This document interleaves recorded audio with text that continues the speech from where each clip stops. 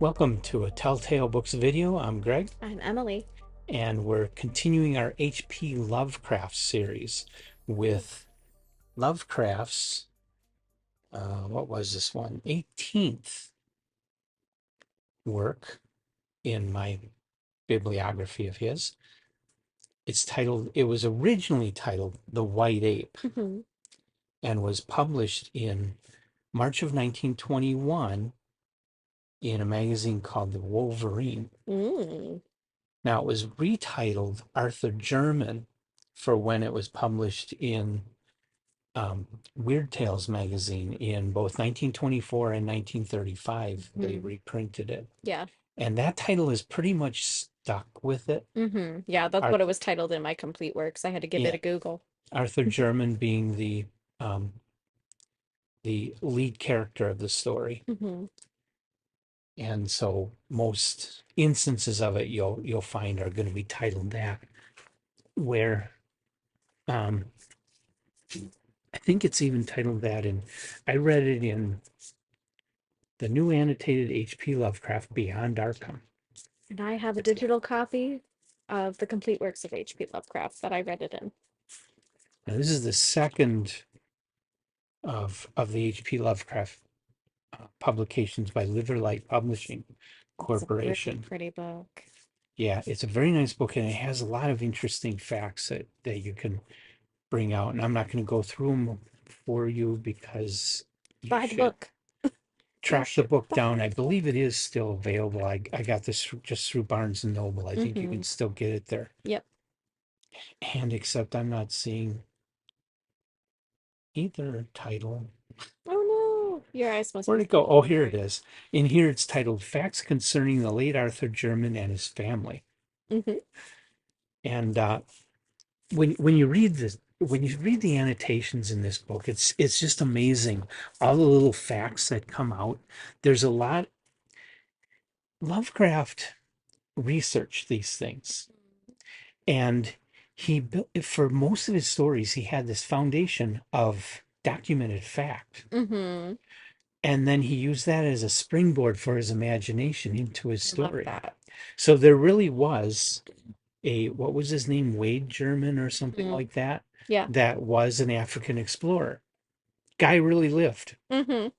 Interesting. Now, and there really were descendants of his that live, but Arthur German is fictional. Yes. So he's appropriating names Yeah. and circumstances. So Hmm. and there's some other things in the story that are documented fact that Lovecraft must have researched and looked up for the story, Interesting. and then he distorted it into his fantasy. I love that. So, with that knowledge, the synopsis. The synopsis. So the story starts out just talking about the genealogy getting over to Arthur German. Yes. So it kind of goes through the family history, a lot of tragedy, um, unfortunately very ugly family. Always seem to be a plight, marrying common folk, marrying interracially in a lot of circumstances, that sort of thing. And it was all kind of done in a tone of, oh, poor family kind of situation. Oh, those poor people. Oh, those people are just like that.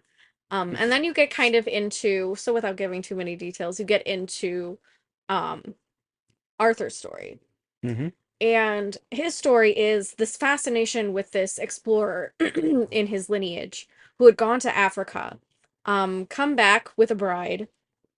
Bride was mysteriously never seen by anybody, had a child, brought the bride back to Africa to have the kid, brought back the kid, but not the bride. Mm-hmm. And then there's also this mythos surrounding this culture that allegedly his uncle or, great great great grandfather, whichever it was, I can't remember what it was. I think it was an uncle of some kind.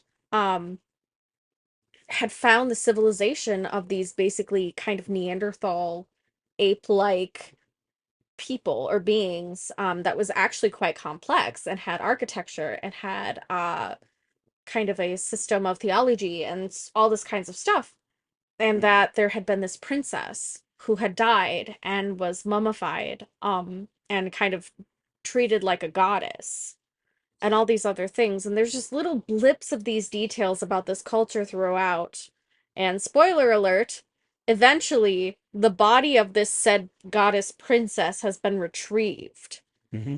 and gets to Arthur German, who has, all this information about it. He's become the expert essentially. So it gets to his house, he gets everybody out of his space, opens it up, screams, freaks out, goes and lights himself on fire in the backyard. Yeah. And that's basically the end of the story. Yeah. But it is heavily hinted that he saw this white ape being princess's mummified remains Hmm. and saw a familial look. Like Hmm. he's like, she's ugly like us, Yeah. essentially. So dude fucked an ape. Yeah. His uncle fucked an ape. That's the Yeah. whole story. And it, definitely one of his less terrifying Mm-hmm. stories. I think it's um, It's more of a not very oh. impactful, especially since most of Mm-hmm. it is just going through that lineage. It's kind of Yeah. like some of the chapters of the Bible for how boring it was in Yeah, it a was just stretch. one guy was Um, a circus freak and yeah. another guy was, just it's just a series of unfortunate events in this Hmm. family. It's just kind of like, could this get any more depressing? Yeah.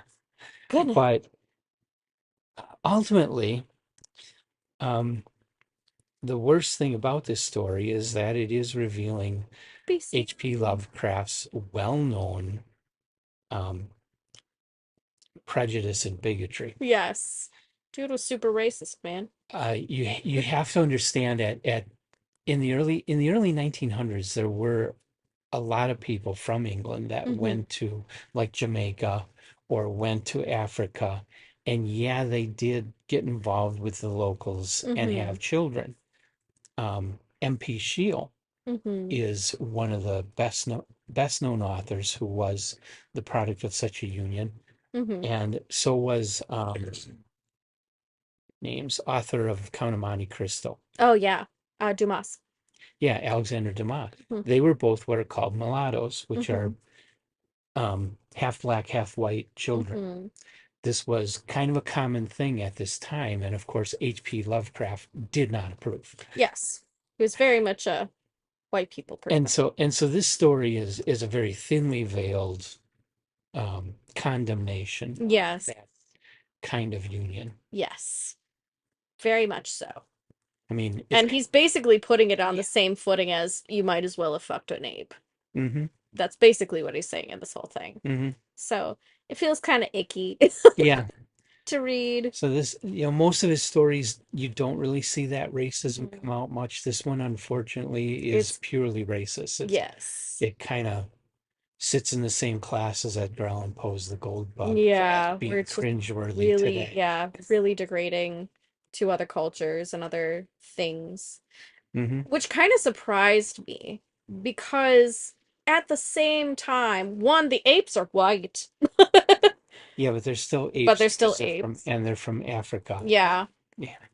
But two, they have a complex culture Hmm. that's been hidden from civilization. Hmm. So it almost seems like who's the real uncivilized one? This Yeah. paradise that's been untouched, where these Neanderthals or white apes have been able to thrive without society touching them as much as everything else? Hmm.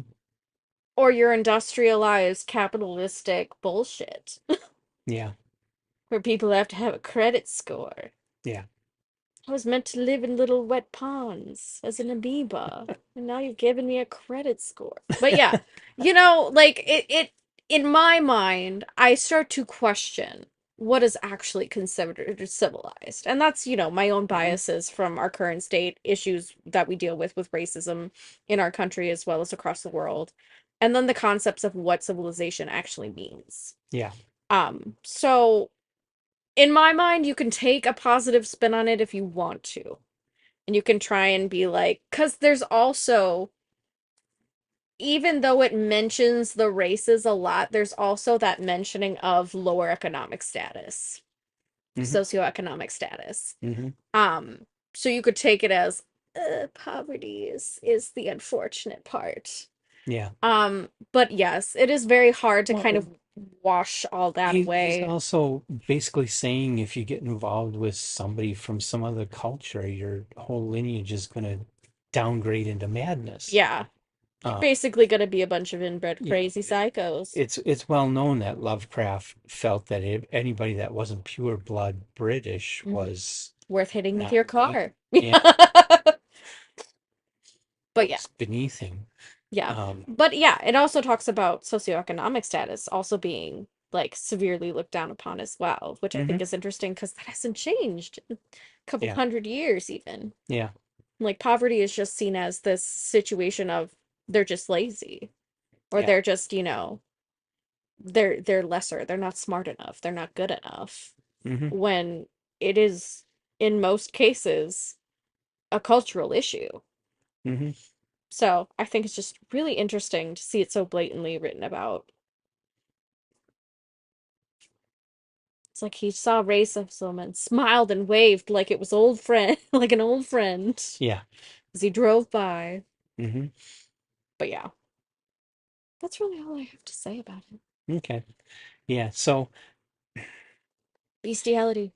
if you can just take it face value and not look behind the scenes, it's an okay story, but definitely not one of Love Lovecraft's is best. love. No, I'm kidding. Hmm? Not love is love, but Oh, not in bestiality.